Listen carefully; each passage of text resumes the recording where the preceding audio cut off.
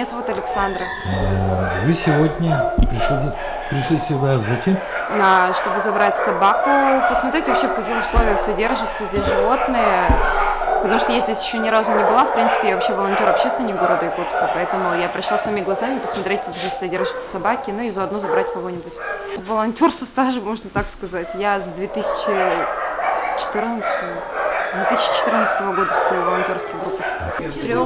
Мы собираем 3. Ну, то есть 1 уже увезли и 2 еще мы забираем. Как выбираете?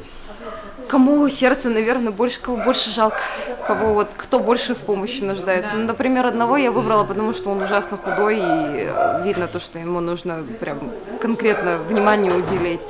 А одного забрала, потому что он маленький, коротколапенький, ему вообще здесь не место. Здесь как бы все собаки крупные, взрослые, а там щеночек маленький, поэтому... Вообще у нас очень много собак и кошек, и вообще у волонтеров, на самом деле, если люди думают, то, что мы там не забираем с улиц животных, они очень сильно ошибаются. Я за свою волонтерскую деятельность спасла, наверное, больше 100 собак, это точно. У меня на содержании в данный момент 32 собаки сидят с улиц нашего города. Это не я их наплодила, это не я их там, я не знаю, себе завела, потому что мне так захотелось. Я просто их забрала с улиц нашего города, потому что они нуждались в этом. И у Кати виноват, тоже, как бы, да, кто в этом виноват. Ну, я зачастую больше я забираю экстренных, конечно. Сбитых, отравленных, ну, те, кому нужна помощь. да, экстренных, которые прям в критичной ситуации. И при этом, при всем хочу подчеркнуть, это не наша работа. У меня есть работа, я ничем не отличаюсь от обычных людей, у меня есть своя личная жизнь. И при этом, при всем, я просто в свободное время от работы, ну, допустим, вчера я суток приехала, завтра мне на сутки, сегодня я приехала в ППЖ просто посмотреть и забрать кого-то из животных. Просто потому, что я их люблю, просто потому, что я хочу им помочь, просто потому, что во мне, наверное, есть эта человечность, так же, как и во всех волонтерах. Мы забираем их, стерилизуем, кормим, ухаживаем, пристраиваем, следим за их дальнейшей судьбой, чтобы их потом не выкинули новые хозяева. Постоянно просим какие-то фотоотчеты, да, чтобы животное 100% было в руках и не бегало где-то на самовыгуле. Мы не причины, извините меня, вот это вот, что происходит на улицах нашего города, как многие там обвиняют, что это волонтеры виноваты, это волонтеры расплодили, это там заберите к себе всех домой. Я бы забрала, если бы у меня была возможность. Дайте мне участок, я заберу. Попадают в дом, в семью, это нужно просто видеть, как они меняются. У них даже глаза меняются, насколько вот они становятся прям, я не знаю даже как сказать, счастливыми. Я понимаю, вы друг другу помогаете, я так смотрю, слушай, там даже билет есть, и кто-то куда-то уезжает. Да, мы отправляем собак в разные города, если, ну, то есть, как бы обычно забирается животное, делает свою фотографию, пишется краткий текст об его судьбе, там, что с ним произошло, и пускается репост. Репост пускается по соцсетям, то есть может хозяин найтись в другом городе, там, в Москве, в Испании, за границей очень много бывает такое, что люди видят, вот, понравилась собака, ну, вот душой чувствуют, что это его животное, и все, и мы сразу организовываем отправку, покупаем бокс, как бы ищем пассажира, отправляем животное, подготавливаем документы, да, и вот это звучит безумно, но да, у нас животные, многие с Якутска уехали в семьи в другие города, просто потому что все-таки, наверное, идет какая-то связь. Спасибо соцсетям и 21 веку, так сказать. Да, если бы наша воля, мы бы всех отправили, вот честно.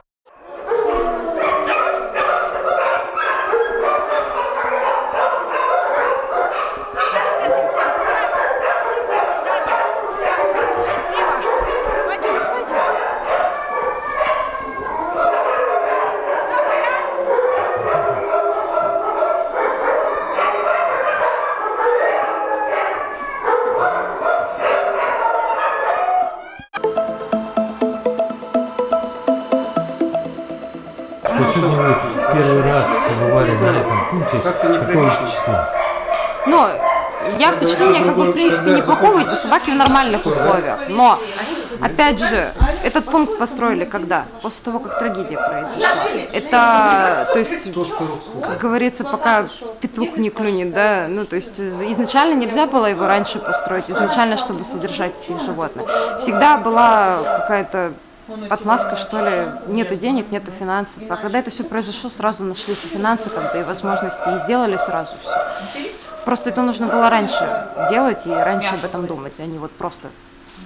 Пункт работает с 5 января этого года, то есть 2022 года. И на сегодняшний день отловлено и доставлено 160 2 собаки, из них 18 передано новым и прежним владельцам. Вот в таком режиме работаем. Почему слишком много собак? Ну, во-первых, я думаю, безответственное отношение наших граждан, да, по содержанию. Когда вот собаки маленькие, они берут, потом через 2-3 месяца уже выбрасывают, как бы, ну, простыми словами, на улицу. Они уже становятся бесхозными. После этого становятся агрессивными и нападают на прохожих. У них же, у собак есть территория обитания. И когда человек попадает в эту территорию, они могут напасть. Да, по федеральному закону, да, по 498-му, там только отлов. И отлов, стерилизация, вакцинация и выпуск. Ну, сделали, но будут они их отлавливать, но будут их сюда тащить. А люди все так же будут выкидывать и отпускать на самовыгул. Толку нету. И поэтому власти в первую очередь должны быть заинтересованы именно в беседах с населением, в введении штрафов и введении обязательной стерилизации. То есть это единственная, наверное, возможность, которая исправит хоть как-то ситуацию в городе. Потому что в других цивилизованных странах такого нету. В других цивилизованных странах есть огромные штрафы за выкинутые животные. Все животные, извините меня, зафиксированы, прочипированы, учет ведется. И если там выкинул животное, получил, сколько?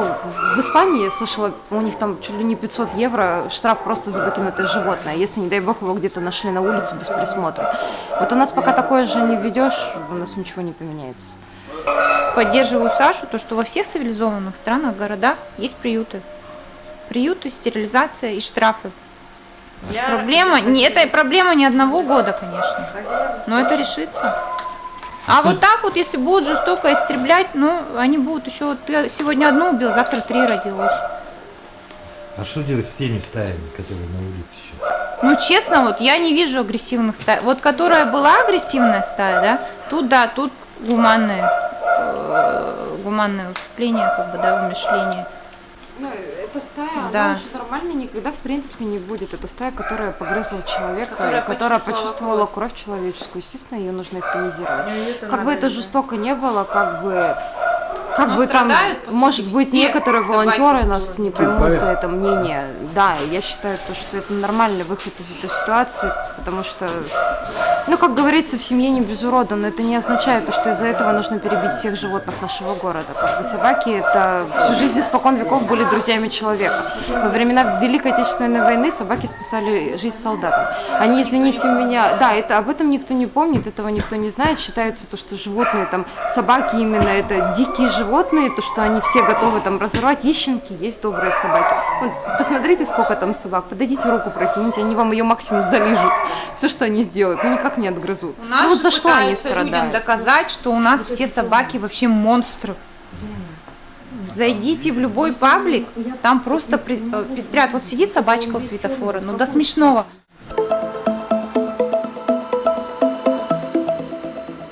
Я заметила закономерность, очень многие люди, как бы, я никого не осуждаю, я понимаю то, что во многих поселках свои устои именно жизненные, то есть у них охотничьи собаки, они привыкли то, что собака должна быть на свободе, ну, то есть собака должна гуляться, как бы, да, и бегать, ну, чтобы не потерять охотничьи качества, наверное, в какой-то степени.